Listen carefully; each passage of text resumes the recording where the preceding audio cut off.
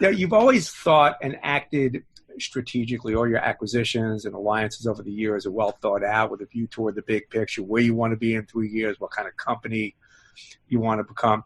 Has this pandemic changed any of that? Has it altered any of your long-term plans in any significant way or not? So we're reviewing our go-to-market, of course, right? Our go-to-market needs to change a little bit right now. A lot of it because of the push-pull, what we talked about earlier.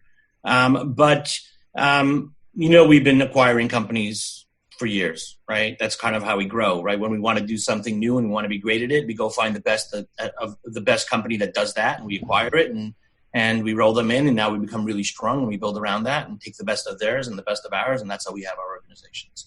So we've been doing that for years, and that continues to be our growth strategy. What I found over the last few weeks is so many companies that either have been considering exiting the business, right? Because, maybe they want to retire, or maybe, they've been doing it for a long time, and they have to either change or not do this anymore. And they don't have the wherewithal to launch a new division or a new business that our client needs.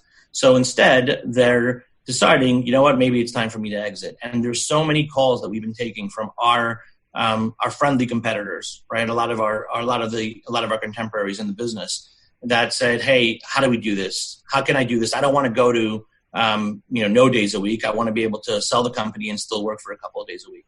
So we're putting together these programs to help acquire a bunch of these companies and roll them in.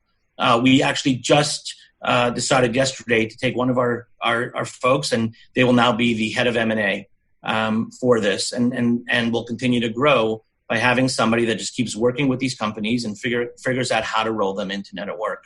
And what we can do to give them the best value for their business, of course, but also the next bunch of years and what they want to be doing. They're not forced out.